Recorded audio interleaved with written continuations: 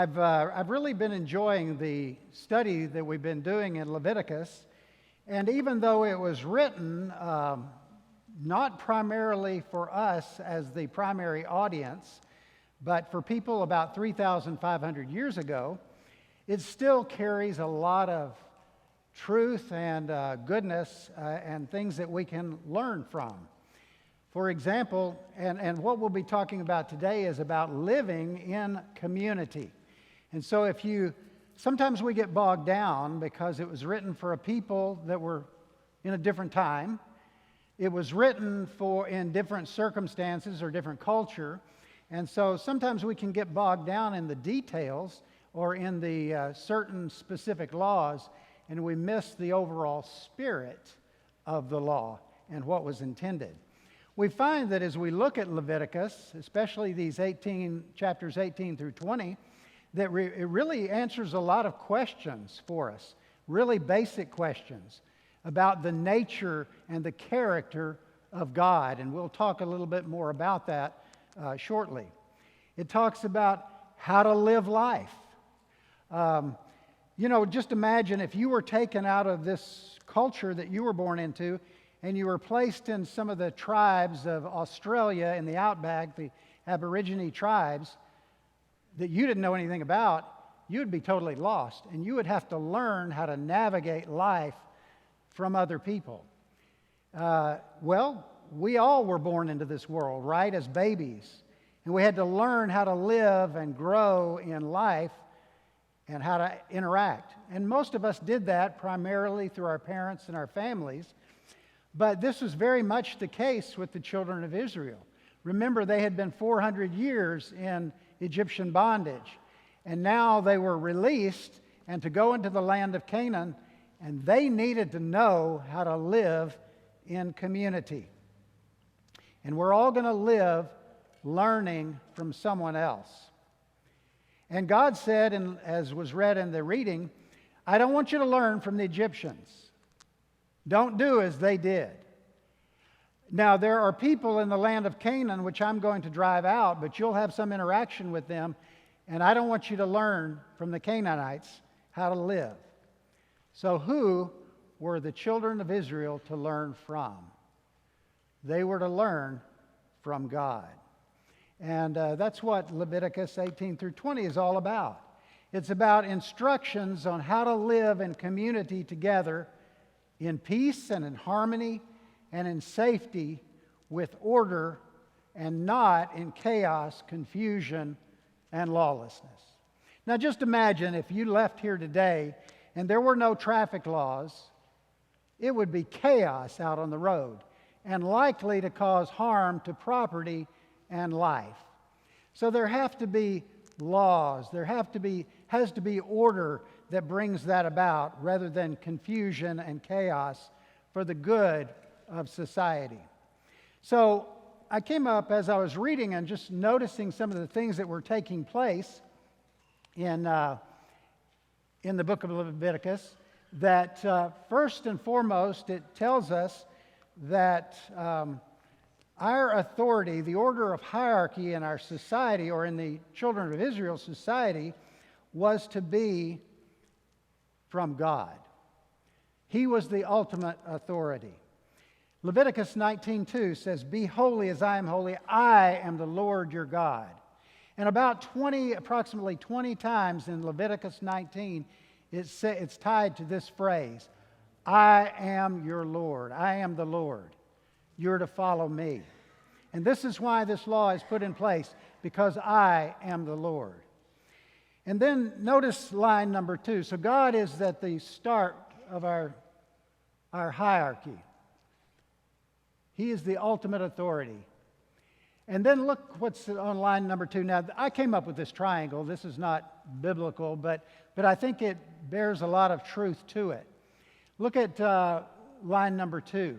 You know, there's verses in Leviticus 18, 19, and 20 that talk about the honored place that our parents occupy in this hierarchy of society and its order. And it says, honor your parents right after verse 2 of 19. Honor your father and mother. Why? because your father and mother are representatives of God to you.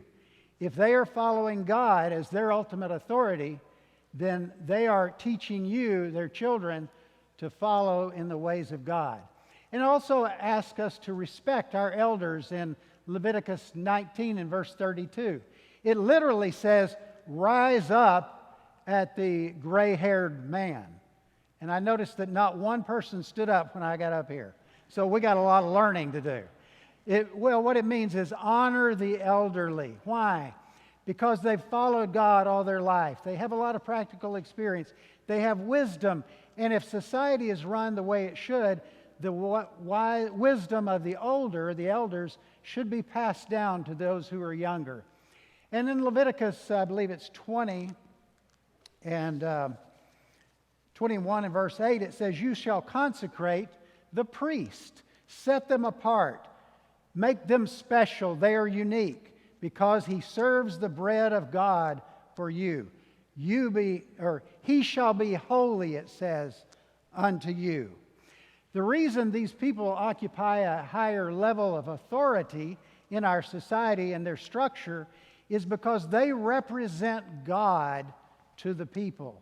The priest was meant to represent God and to represent the people to God. So they occupy this place that should have a place of respect, honor, and authority. And then look at the next line down. This is where we would put ourselves. We would think about ourselves and say, okay, how do we interact in society that makes it a peaceful, well-ordered society? Well, if we do that, we should treat our neighbor as ourselves. I don't slander Rocky. I don't cheat Rocky in a business deal. I treat him fairly. I love him as I love myself. Leviticus 19, verse 16 through 18. It says, don't act against the life of your neighbor. Don't hate your countrymen in your heart. Don't bear a grudge, but love your neighbor as yourself. It also says in Leviticus 19, verse 34, how we're to treat strangers or foreigners. And then it says, you treat the foreigner who is willing to live and dwell with you in your community as you would your neighbor. And then you love the foreigner, even as you love yourself. Now, you see what God is doing. He's asking us to look at life in ways that flesh doesn't usually look at life. Look at life with different eyes. We've got to be imaginative, a bit creative with this, and imagine how we would love our neighbor as ourself and the foreigner as well. It also talks about treating those that we hire to work for us, treating them fairly and with respect. Don't hold their money overnight. They need that. If you've contracted with them to do a job, then don't hang on to that money, and because they may be hungry. They need that. Treat them fairly. How do you treat the blind or the disabled or the deaf? Well, you don't ridicule the deaf person just because they can't hear you. You don't make fun of a blind person and put a stumbling block in his way because he can't see and then laugh when he trips, because you wouldn't want them to treat you that way, would you? And you know, even when he ties the treatment of a foreigner to how we treat them, he says, remember that you also were a foreigner in Egypt. Now God is saying, now remember, you too were a foreigner once. So you treat them the way you would want to be treated, because you were in that category not long ago. So you can see that God has care and compassion for all people, even those who are less fortunate than we, because they're poor, because they're disabled, or they don't have the resources that we have. Now look at the next line.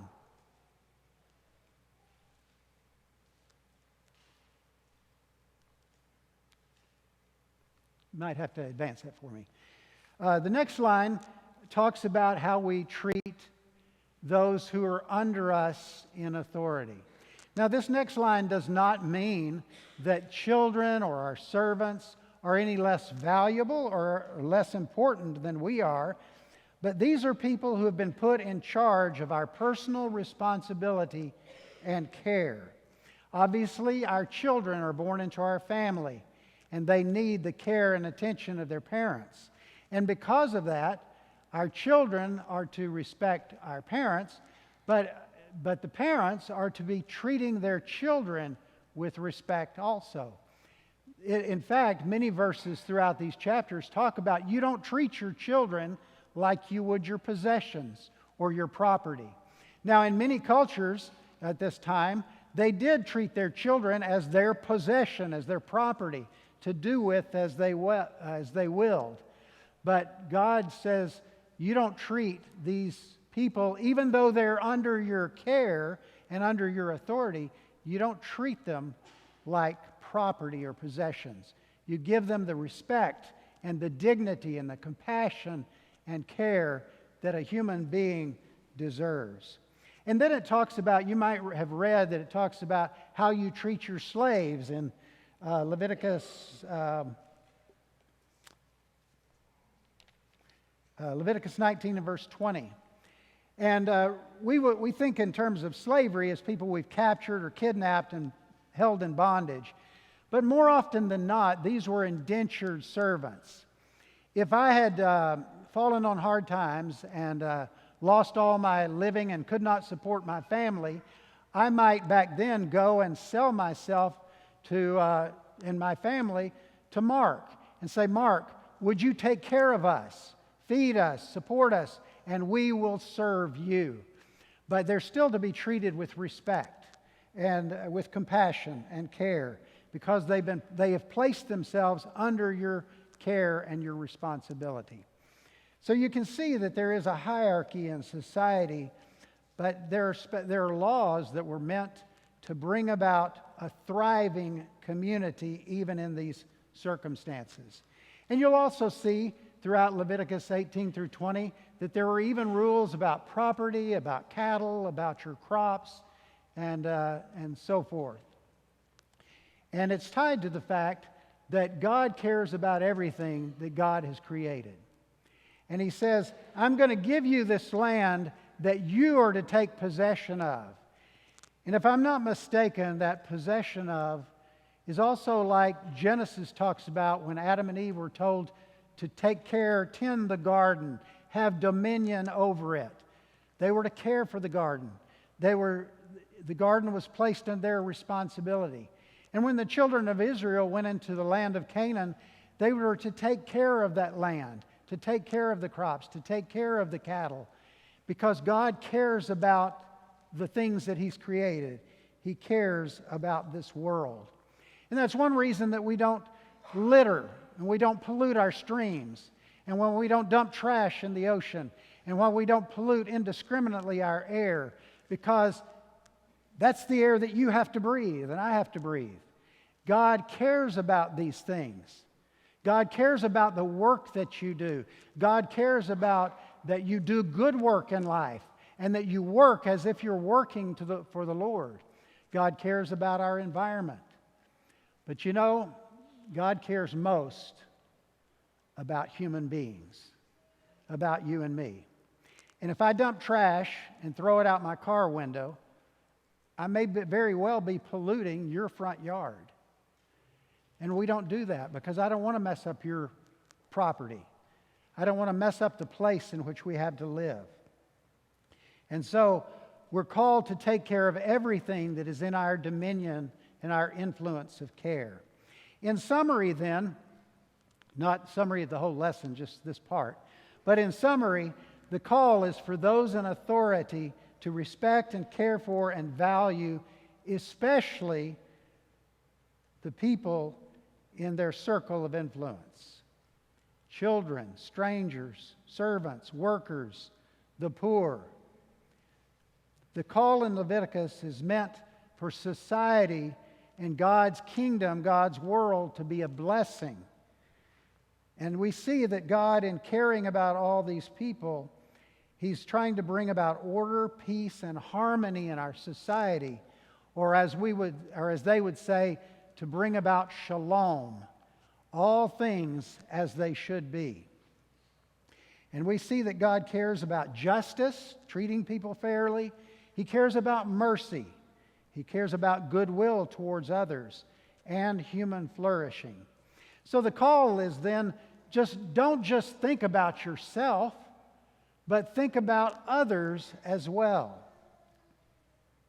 Now, often those in authority and in power can abuse their position by acting out of self-interest. And what happens when we do that? When we only think about ourselves, we bring about much confusion and chaos.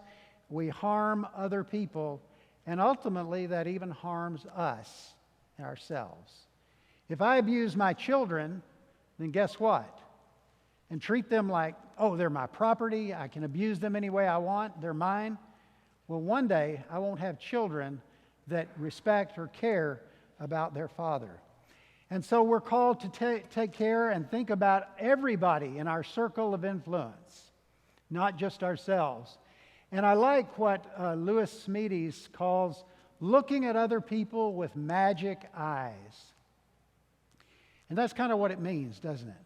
We've got to get out of just looking at you as the other person, but I've got to put myself in your shoes and see the world as you see it, with all the hurts that you have, with the position that you occupy, and then I might know better how I should treat you and how you would in turn then treat me. So don't just think about yourselves, because the good of our family, the good of our neighborhood, our community, our city, our country, and even our society will be good for all of us. Now, this next question I want to ask is for the audience. When we look at all this, what does this teaching remind you of? Does it remind you of any of the teachings of Jesus? Yeah? Probably it reminds you, because Jesus quoted Leviticus 19, verse 6, didn't he? That we are to the second greatest commandment. You're to love your neighbor as you love yourself. Other teachings of Jesus that it reminds you of.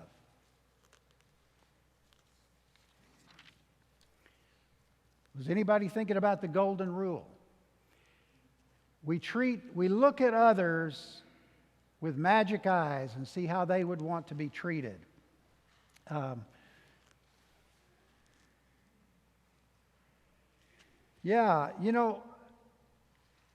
If you think about it, Jesus said these words in Matthew 7 and verse 12.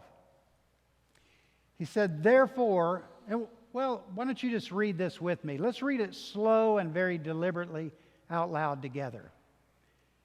Therefore, in everything you do to others what you would have them do unto you, for this sums up the law and the prophets. You know, this is really truth. This is reality about the best way to live. This is the history of Israel. This is what all the law and the prophets and the teachings and the wisdom literature pointed to. The law and the prophets were a unique moral force in this world. And they were brought into being so that we would know something about God and reality in God's kingdom. And all the law and the prophets pointed to this very thing, Jesus said. This sums up the law and the prophets. That's what Leviticus is pointing to. It's pointing to doing this. You just thought it was a bunch of stuffy old rules, didn't you? That were really confining and restricting. No, it was pointing to the golden rule. And the wisdom literature of Proverbs. It said, Proverbs 6, I believe it is, 16 says, there are 6 things that God hates, 7 that are detestable to him. A condescending look, a lying tongue, hands that shed innocent blood, feet that rush to do evil, people who sow discord in God's community of shalom. These things God hates. Why? Because they hurt other people. And God cares about people and about how we treat other people. And so Jesus, all the laws and the prophets were pointing to these statements, this kind of community. And then Jesus, this rabbi, comes onto the scene, and he takes all the law and the prophet writings, I think it's something like 42 or 44 books, and he boils it down into 3 chapters in the Sermon on the Mount, Matthew 5, 6, and 7. And he gives us the cliff notes to all the law and the prophets. And then one day somebody says, but Jesus, what are the 2 great commandments out of the 613? And he says, love the Lord your God with all your heart, and love your neighbor as yourself is the second one. He boils 613 down to 2. And then in an unbelievable stroke of wisdom, Jesus takes all the law and the prophets and all these 613 commands, and he says, in one little statement, he sums it all up. And he says, therefore, in everything, do to other people what you would do to them, or what you would have them do to you. For this sums up the law and the prophets. Jesus said, don't think that I've come to destroy the law and the prophets. I've not come to destroy or abolish, but to fulfill. And so this is discipleship for every one of us. This is something that we're all called to do. And we can do this with, and in doing it, it will take us a lifetime to learn how to do just that one sentence. It involves really everything you do in life. When you write that email at work, you might stop and ask, wait a minute, would I want that email to come to me? And how would I feel if that email was directed to me? Maybe I should put a little bit more joy, a little bit more affection, and a little bit more kindness to it. If you're having a disagreement with someone, and we immediately go to what our rights are and how we should be treated. But what if we were trying to have a golden rule disagreement? We might say, wait a minute, how would I want to be treated if I were in their shoes? I wonder what a golden rule argument would sound like. Tracy, I don't guess we've ever had a golden rule argument, have we? But it might be something that we need to start. We need to think about. You know, part of the genius of the golden rule is that we usually focus on how we're being treated. If somebody asks us, well, how was your day today? You go, well, people treated me pretty good. No. The golden rule turns that all around. How did you and I treat other people?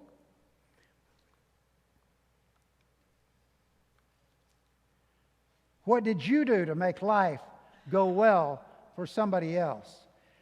The golden rule is particularly empowering because it makes us an agent and a force for moral good and not just a victim. See, not every day is going to be a golden day for us. The world is not always going to treat us just great, but every day can be a golden rule day if we want it to be. Because we can use the golden rule on people of all kinds. We can use the golden rule on people that we like. We can use the golden rule on people that we don't like. And pretty soon, if we do, we'll find that we are liking them a lot more than we did before.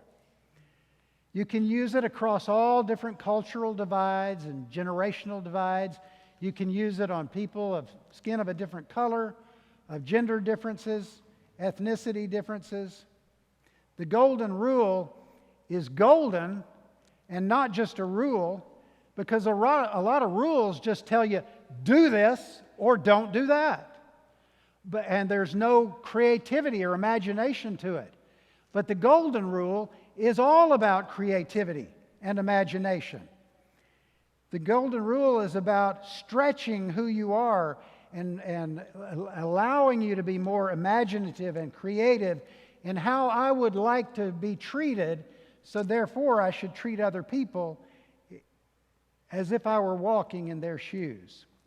I love what Martin Luther said about the golden rule. He said, "It was certainly clever of Christ to state it this way. The only example he sets up is ourselves. It's so clear that you don't need glasses to understand Moses and the law or the prophets. Thus, you are your own Bible. You are your own teacher. You are your own theologian. And you are your own preacher." And if we all did the golden rule, we wouldn't need Luke and Terry and Josh. But we don't, so we do need you. And thank you. But the golden rule allows me or helps me place the other person on an equal status or equal footing as myself. They are people who have feelings and desires and intentions and dreams and fears just like I do. And so I have to get out of myself and put myself in that other person's place, whatever age they are, whatever gender they are, from their perspective, with their wounds and their heartaches, and think about what would it be like if I were them in their shoes. How would I want to be treated? And I tell you, the golden rule is almost like a living thing. If you really let it get inside of you and let Jesus use it, it will change and transform you to make you a better person, a new person, and one that moves from ego, always thinking about self, to love. And it's also inexhaustible, because Jesus said, "In everything, do unto others." Now, in everything, how broad is that?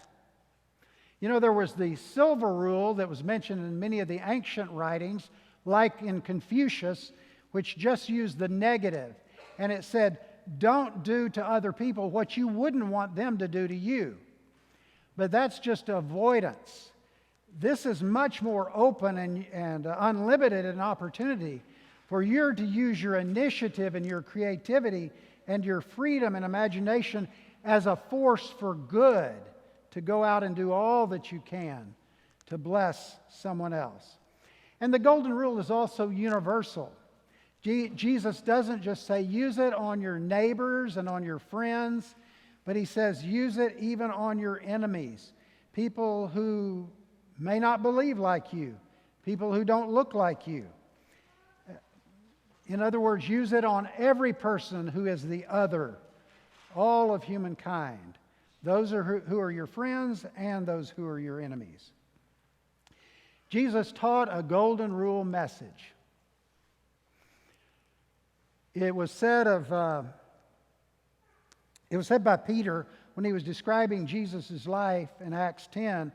He said he was describing Jesus to a bunch of Gentiles, and he said, Jesus was anointed with the Holy Spirit and with power, and he went about doing good. Now, how smart do you have to be to go about doing good? How much money do you have to go about doing good? How vast does your network have to be to just go about doing good? No life is ill spent that practices the golden rule. And no life, no matter how rich, how successful by the world's standards, is valuable without living the golden rule. Jesus not only taught a golden rule message, but he lived a golden rule life as well. If I were a leper, I would probably want to be touched and hugged. But nobody would touch lepers back in Jesus' day. But Jesus did. Children were often just relegated to insignificant parts of society, like possessions. Nobody who had any, who was important, spent time with children.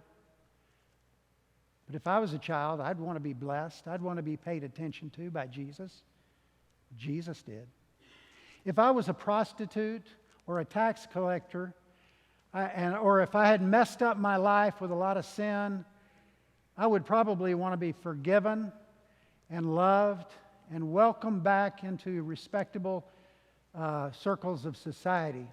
But nobody would invite prostitutes or tax collectors into their inner circle of respectable society, but Jesus did.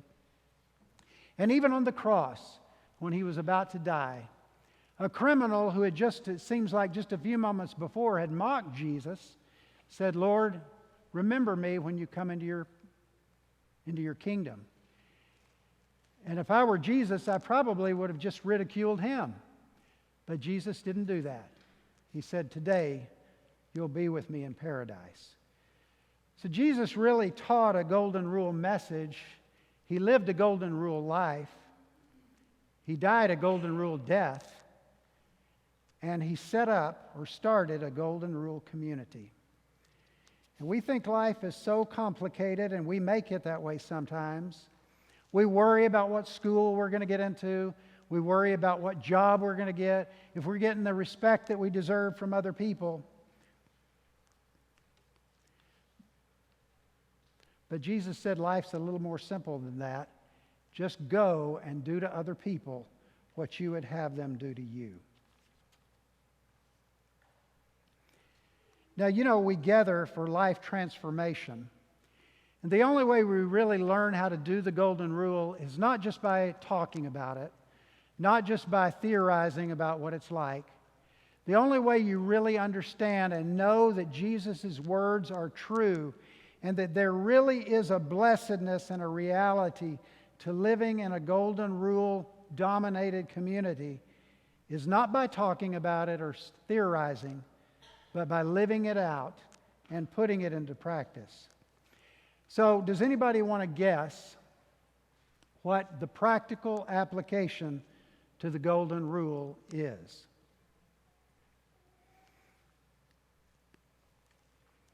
The practical application is simply go and do the golden rule. When? Every day. Where? Everywhere. To whom? To everybody. How? With Jesus' help. We start at home. Start with the people that are closest to us and try to live a golden rule life. What would it be like for me to bless my wife? How would I want her to treat me? Then I should put myself in her shoes and treat her that way too. I decided that to kind of help get myself geared up for this sermon, I would try to play a game and live a week of the golden rule myself. And you can ask Tracy about how well I did that. But at least I came to the end of the week and I really hadn't done a good job with it. So a friend of mine asked me to come up to Little Rock to go to a fundraiser for the Ukraine. Now, he had done a lot of help for the Ukraine, and he really wanted my help. He'd invited a lot of big fundraising people that could give to their cause. And I didn't want to go. But I said, you know, he's doing something good, and he really needs me to be there. So I decided, well, I'll fly my plane up there, and I'll go. And I did. I arrived a few hours early. I turned a 5.5-hour drive into about 2 hours. That was good. So I got there early. And I always like to go to Cracker Barrel, so I went there. And I decided, as I was sitting there, I'm going to make this a golden rule moment. And so the young lady that came up was kind of preoccupied and busy. But I said, I can tell you're really busy. I'll just make it real simple. How are you doing? You doing okay? And I asked about her. And she paused and she looked a little shocked that I was asking about her and her family and how she was doing. Is everything okay? I'll make it easy for you. Here's what I want. And you know, she started engaging. And even as busy as she was, with the smile that came across her face, I knew that I had really touched her. And it felt good. She also gave me free coffee, so that didn't hurt either. So see, when you live out the golden rule, it comes back to reward you too.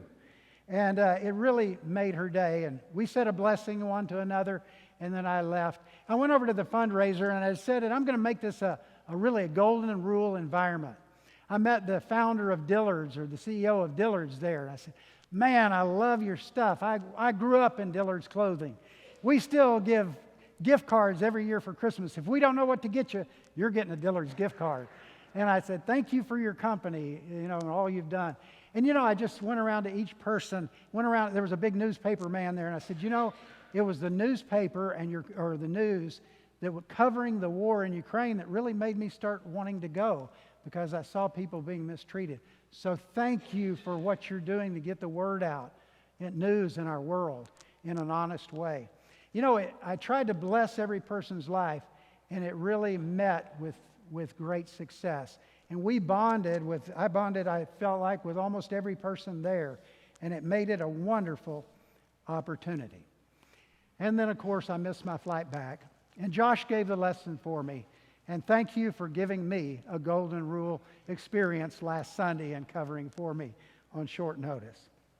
Well, I think I need to bring this quickly to a close, but I want to just reiterate, as you live the golden rule with Jesus' help, you're going to find that life is growing inside of you, and you'll get a little less preoccupied, a little less self-centered. You'll become a lot more loving. Your imagination will begin to stretch and grow in good ways. People will want to be around you more. You'll have more joy in your life. You'll find that you're really investing in other people's flourishing, and they will then be invested in yours as well. And you'll come to know the reality of living in God's kingdom is real, and it is a blessing to live in the kingdom of God under this kind of spirit of the golden rule, doing to other people what you would want them to do to you. You'll find that you'll have a new partnership with Jesus, and you'll learn you'll learn what all along the law and the prophets were pointing to all those centuries ago, and what the book of Leviticus was meant to bring about among the children of Israel. The golden rule under Jesus' power is so strong and so available that is how we're going to end the service today. Not right now. We'll have the communion and a final song. But after that, I'll come up and I'll give you one last send-off from this message of the golden rule. Thank you.